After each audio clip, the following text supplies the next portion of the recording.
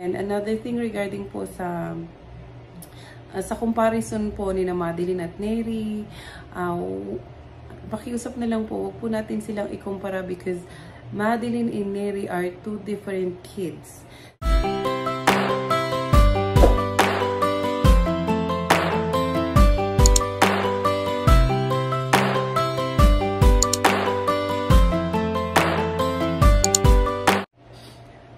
Good morning or good afternoon or good evening sa atin pong lahat.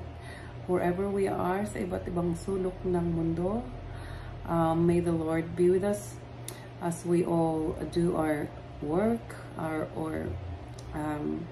habang po tayo nanonood ng ating mga paboritong charity vloggers. Sana po gabayan tayong lahat ng ating Panginoon to keep us safe all the time. Anyway, maraming salamat po sa lahat ng mga support nyo, especially po sa support na binibigay nyo sa PB team, and sana panalangin nating lahat is makatulong pa sila and they stay healthy and physically fit para mas marami pa po silang matulungan sa ating mga katutubong nangangailangan, and not only the katutubos but all the other people that they're helping, kasi ang laki po na po ng team ni Paul, and may God bless the whole team para mas marami pa po silang matulungan. Marami po akong nabasang comments na gusto ko pong sagutin, but so I decided to make this video, and I hope at the end, mga katanungan nyo po ay masagot. And I want to start 2 years ago nung nakita ko si Mylene doon sa vlog ni Sir Paul. And so I offered kung meron akong maitutulong at the same time mapag-aral na isa sa mga katutubo. And at that point, dumating po si Maddie in the picture. So, I was lucky dahil po akong pinili niya na mag-sponsor kay Madeline. Marami pong mga comments doon na gusto kong sagutin, but and one of those is gusto kong malaman nyo that Madeline had always been a part of our family from the start. She had never been what do you call it, saling pusa or anything. We have always treated her as a family from the time that we got her at the airport. Though yung first year po kasi na naging sponsor ko siya, in-sponsoran ko siya, we didn't have much communication kasi she doesn't know how to speak much in Tagalog, and she was in Davao. But right after na inisponsoran ko po si Madeline, nawalan po kami ng isang member of the family, and for that whole year nag-iwan po yun ng napakalaking butas sa aming puso as a family. And it was so hard to move on from that.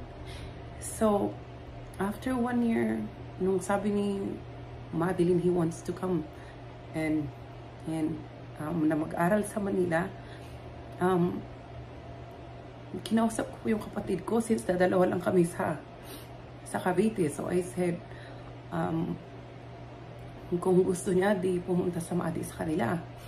And I was very happy kasi umuo po siya. Kaya po kasi akong manghingi kina Sir Paul kung pwede sa kanila magstay si Maddie. Ay sa umpisa po kasi gusto niya pumunta ng Manila, but at the very beginning, late na po. So hindi na po namin napag-usapan until after 1 year. So dumating po si Madeline sa amin. At like I said, wala pong malungkot po ang family namin for a year dahil po sa nawalang family member namin. And when Maddie came into our life, binigyan niya po kami ng konting ilaw, naging ilaw po siya sa aming buhay. Naging part siya ng aming family big time. Um, alam mo yung hopelessness na ang hirap mag-move on pag ikaw nawalan ng family. Ibuhos po namin sa kanya at nagkaroon po kami ng hope. Nagkaroon po kami ng, mayroon man kaming nawala. Dumating siya sa buhay namin at nadagdag siya sa buhay namin. And I'm telling you this because I want you to understand that she had always been part of our family. Never po na tinrato namin siyang katulong sa bahay namin. Pati po yung mga family namin sa Mountain Province, ang saya po nila lahat nung dumating si Maddie sa amin.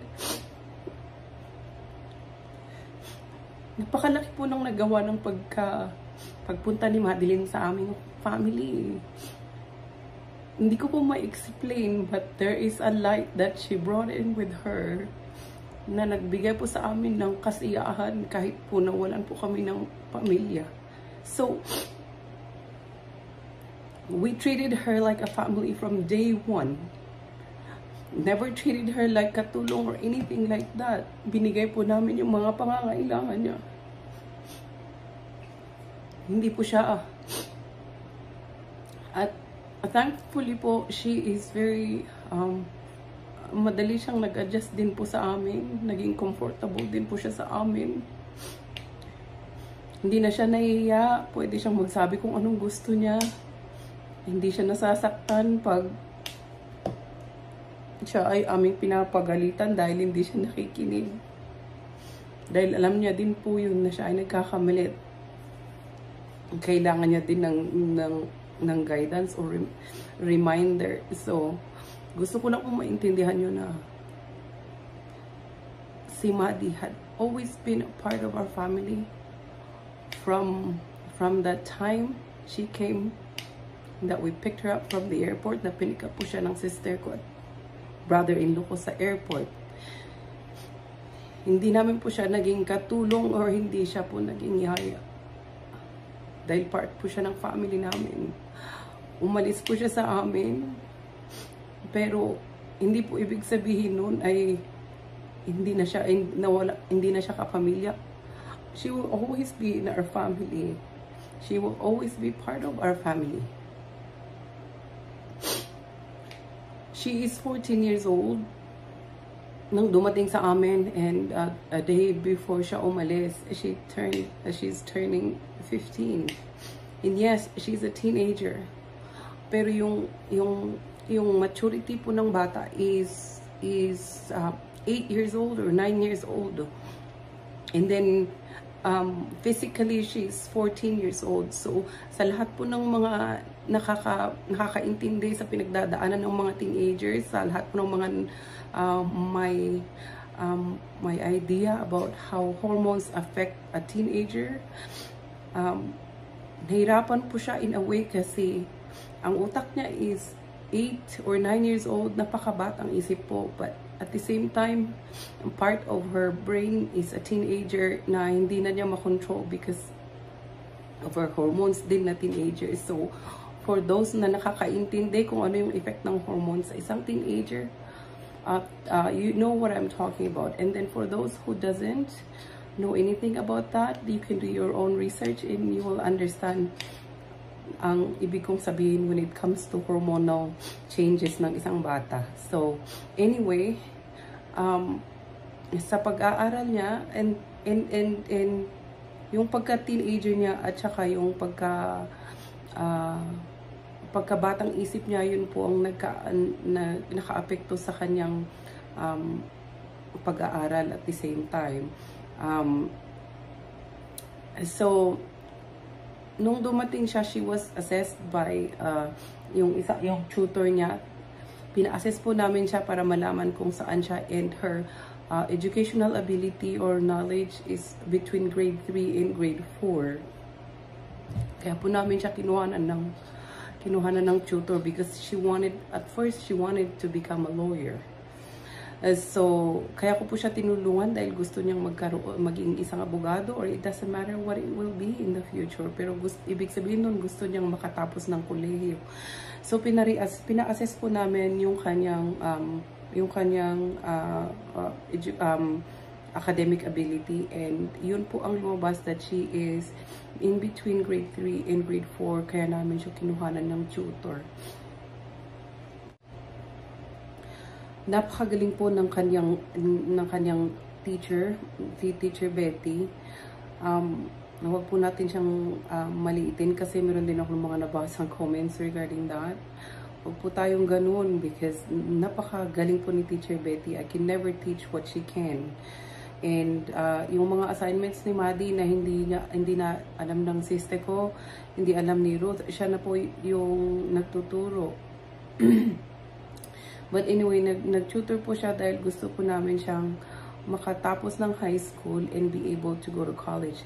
Kung hindi po siya mag-tutor, hindi makakapasa siya siguro ng high school, pero hindi siya makaka-move forward sa college because unless matutunan niya yung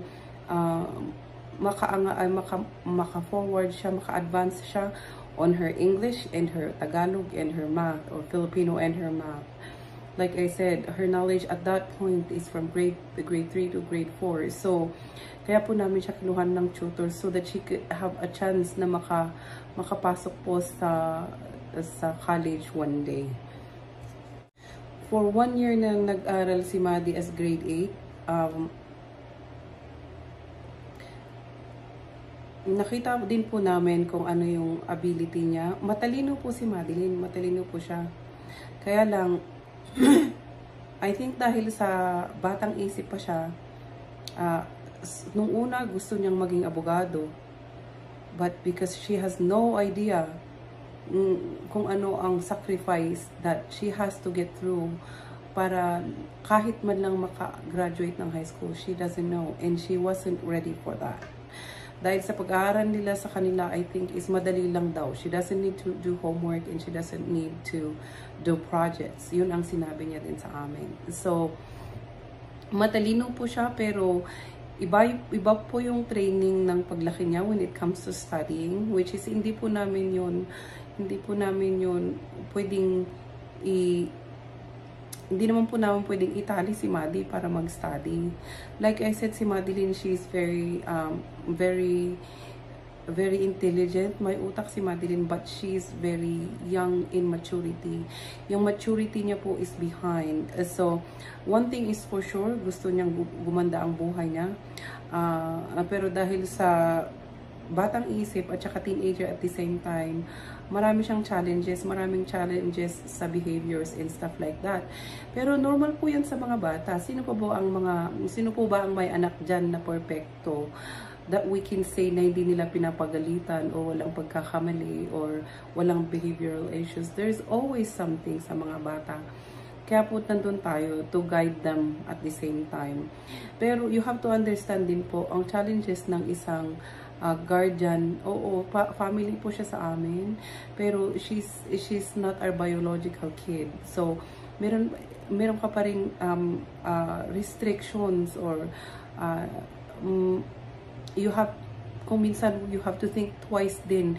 Iniisip mo kung paano i-discipline or turuan ang bata. And for the whole year that she was with us, we tried our best. And I don't know if she tried hers, but like I said, she's a kid. Bata siya. Batang isip na teenager. So, we cannot force her to be one. She has to be more matured.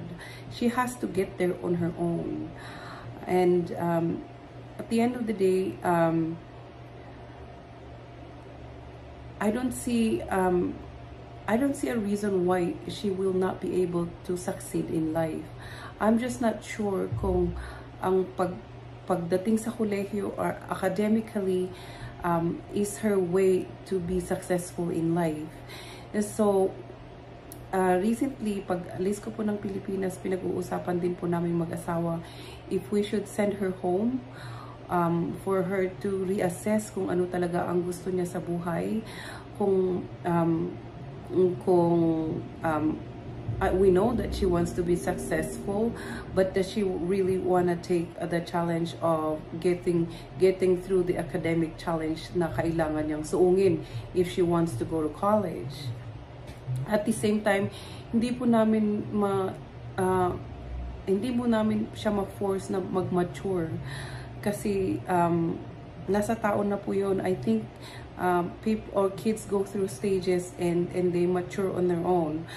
So, kaya naisip din po namin when she said na gusto niyang umuwi, ay pinayagan na lang po namin siya para po, baka po pag-uwi niya sa kanila is that, marirealize niya ulit kung anong klaseng buhay meron siya if she stays there and she doesn't, if she doesn't do better. At the same time, siguro makapag-reset din siya kasi binigyan din po namin siya ng mga options.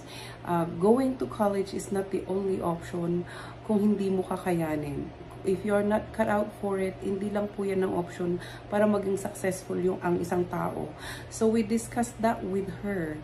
So ngayon na umuwi po siya, hindi po namin siya pinigilan because we believe that that is one way for her to mature and learn. Pagdating niya doon, ma-realize niya kung ano ang possible, ang pwedeng maging buhay niya in the future.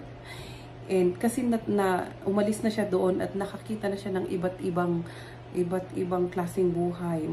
Magkakaroon po siya ng ibang perspective sa buhay. So, hindi po namin siya pinigilan but and hoping na pagdating ng araw ay magsasabi na lang siya sa amin na I wanna come back and I wanna be successful this way. Gusto ko pong maging ganito. In that way, alam po namin kung paano namin siya tutulungan. Because with school, kailangan niyang mag-tutor pero ayaw din po niyang mag-study. So, hindi po namin siya matulungan in those ways because it's not her way.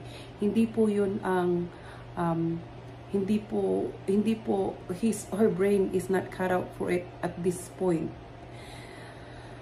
Pero I think malaki ang potential ni Madeline when it comes to magiging successful in the future. It's just, I think she just has to mature and then see from there. And kaya po namin siya pinayagang umuwi nung siya ay nagsabi. And so yung decision po ni Maddie is not totally a bad thing because it will help her grow and mature if she goes back. There's a huge possibility that she will. Now, question po doon sa homesick niya po. Naiintindihan po namin yun, and yes, number one po is homesick. Kaya po namin ginawa ng lahat ng kaming magagawa when it comes to pamamasyal, pamimigay ng mga pangangailangan niya para hindi siya ma-outcast sa mga kaibigan niya sa labas at saka sa school. Pero those are just material things and they're not enough para mabawasan ang homesickness ng isang bata. Alam ko po yun because I went through it when I was young. Lumayas po ako sa aking tita dahil sa kagustuhan kong makauwi sa amin. So I know how she feels. Kung meron man nakakaintindi yun, baka mas naiintindihan ko po yun. Sa ating lahat naiintindihan ko because I did it myself. Na lumayas para lang makauwi dahil sa homesickness po. Pero, ang sabi ng iba is that there is a comment, bakit po namin hindi siya pinauwi? Number one, nung December po kasi hindi siya namin pinauwi dahil anong tawag nito, umuwi po kaming mag-asawa and we want to meet her personally. Gusto namin po siyang makasama, gusto namin maipasyal sa Baguio, gusto namin din maipasyal doon sa amin sa Mountain Province, sa Sagada. And we did that. And that is why hindi po siya umuwi nung December. And then this vacation, gusto niya po ulit umuwi. And we were willing po to send her home. Pero yung tinry namin i-reach out sina Irene to see if pwede siyang makisabay sa kanila. Pero the whole reason why hindi po siya umuwi is dahil sa permit. Kasi yung bakasyon po is naging shorter dahil po sa changes sa education or school system natin dyan sa Pilipinas. Kaya hindi po siya nag-alala po si Paul that if she goes home, hindi namin mahabol lahat yung requirements when it comes to permit. Eh, kailangan pa niyang mag-tutor para makakatch up din po siya for the next year. And yun po ang dahilan kaya hindi po siya nakauwi. And then, she agreed na umuwi sa December pag umuwi na si Mylene. And that is, yun po ang dahilan kaya hindi siya nakauwi. Is that, nag-agree po siya na sumama kina Mylene. And then, permit-wise, busy po sila Sir Paul.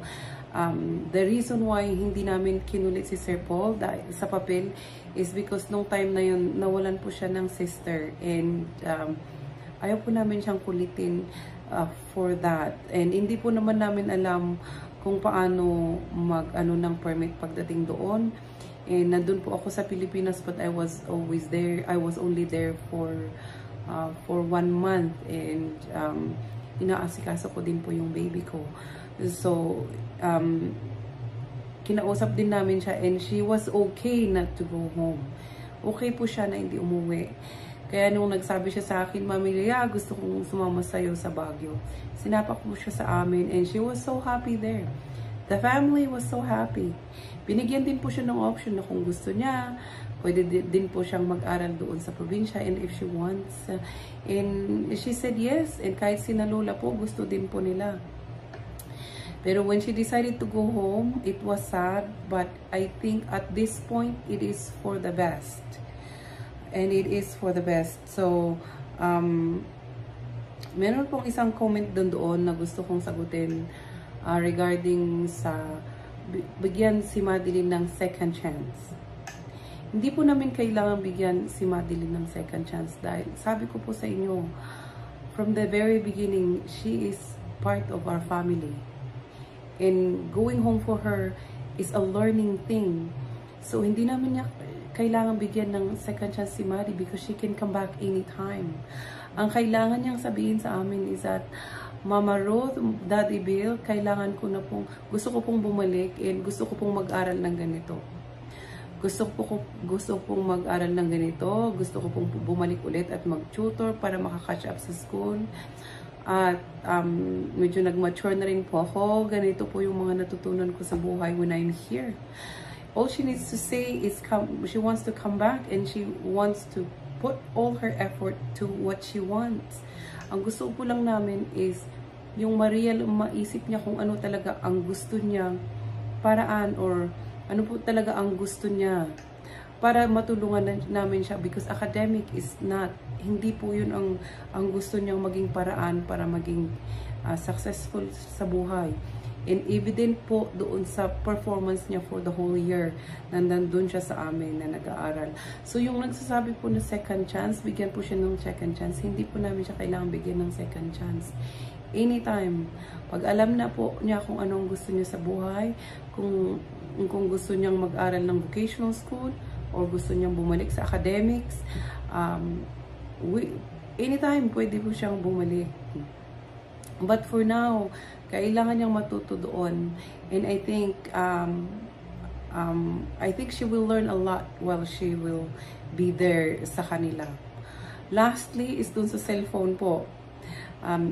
Sa cellphone po, hindi po namin binawi, hindi po namin binawi yung cellphone ni Madeline.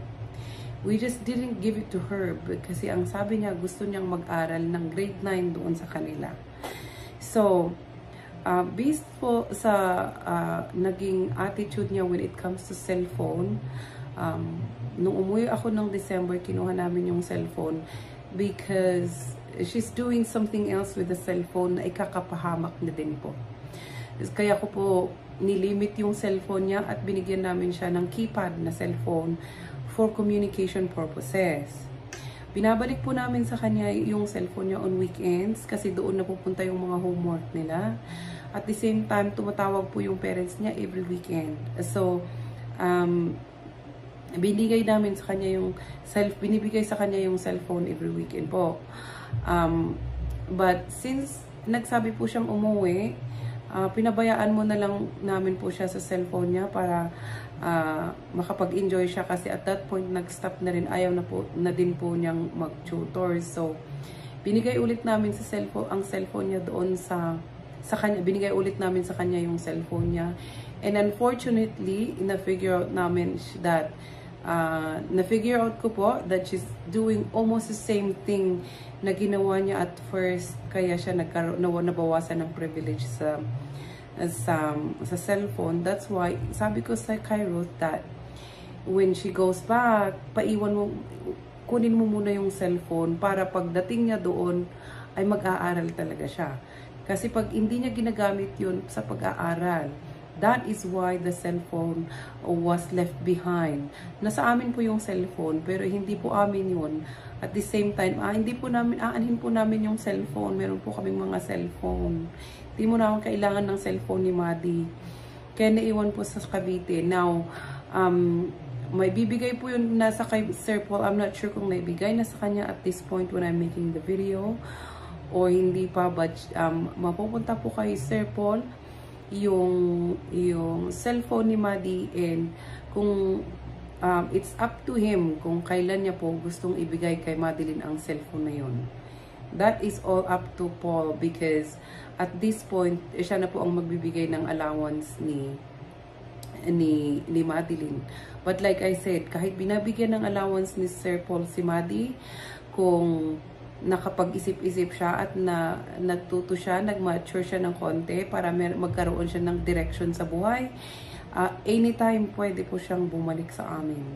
Anytime po. Hindi namin kailangan bigyan ng second chance si Madeline.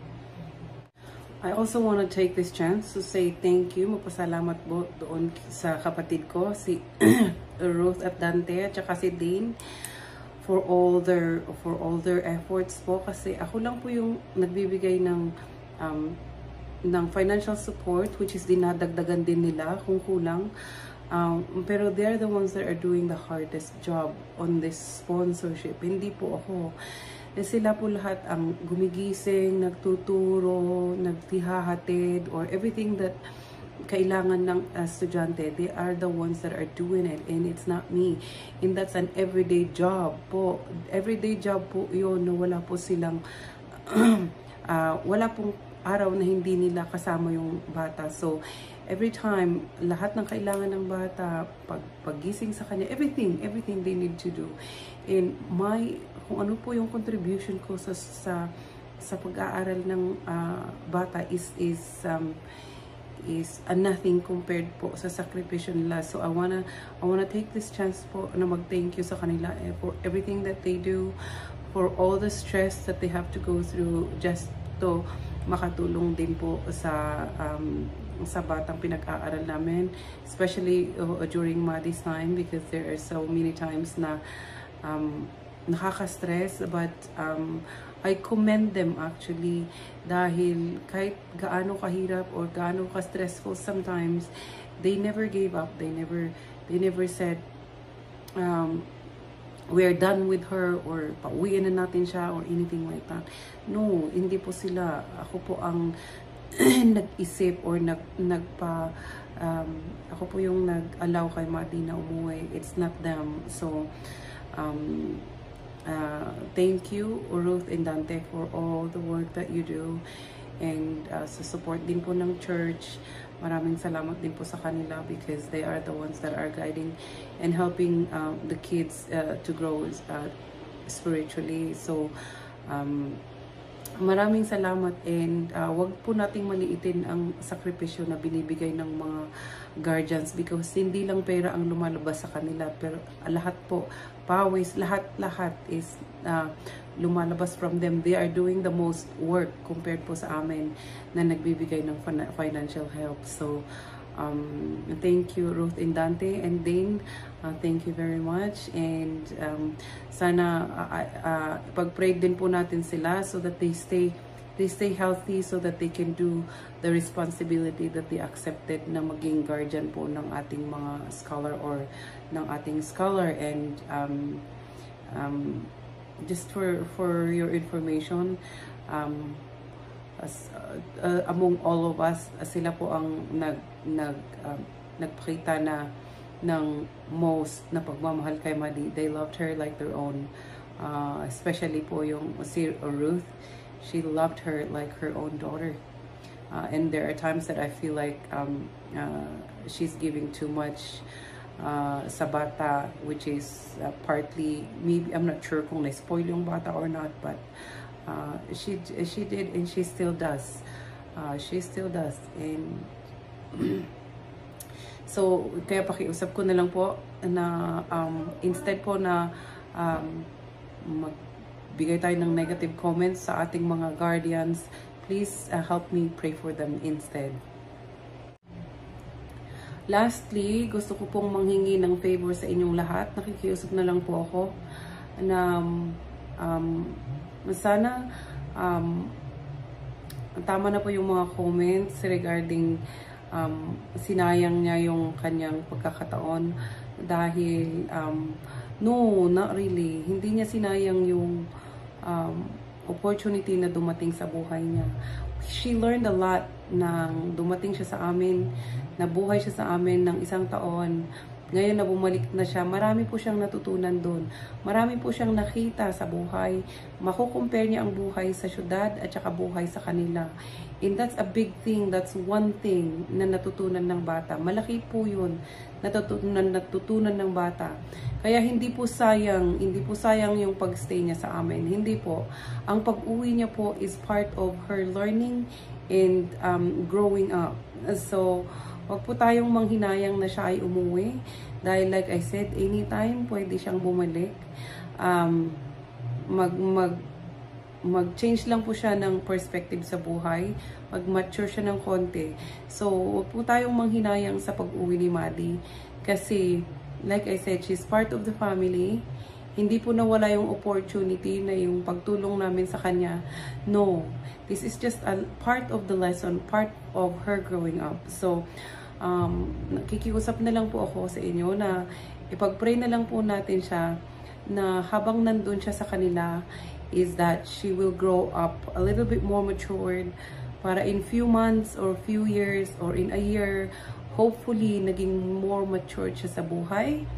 And we will know kung paano po namin siya matulungan. And yun na lang po, panalangin po na lang natin siya. And another thing regarding po sa comparison po ni na Madeline at Neri, pakiusap na lang po, huwag po natin silang ikumpara because Madeline and Neri are two different kids. They have two different thinking, they have two different brains, they have two different level of maturity. So kailangan hindi po natin sila maikumpara because those are two totally different people. Hindi mo po pwedeng i-compare ang isang gold at saka isang diamond because they have two different personality, two different things. They're totally different. So wag na po tayong magkumpara and ipag-pray na lang po natin sila. Yung regarding po sa regarding po sa it's the same thing. It's the same thing din po doon sa kina Mylene, kina Russell. They are totally different kids. They are totally different kids. So wag po natin silang i-compare. Wag po natin silang i-compare. It's the same thing din po sa ating mga anak.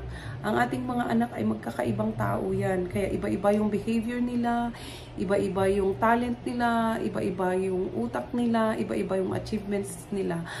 So, think of them as our own kids. We can't compare them because they are totally different people. Nakikiusap na lang po ako dahil naawa ako kay Maddie. Lagi siyang kinukumpara sa iba and please don't because they're, like I said, they're totally different people. Sa lahat po ng mga nagbigay ng mga advice sa kanila, napaka-cute ni na Mylene dahil nagbibigay po sila ng advice. And don't worry, darating din po yung mga panahon that Madeline will get more matured and will have a different perspective in life, and I'm hoping and praying na that will come sooner or later para hindi po siya masyadong tumanda, and ipag-pray po natin sila. So thank you po sa lahat ng inyong mga advice and comments dahil negative man yan or positive, lahat po tayo ay nagkaroon, ay pwedeng makapulot doon ng lesson. So Maraming salamat sa inyo pong lahat.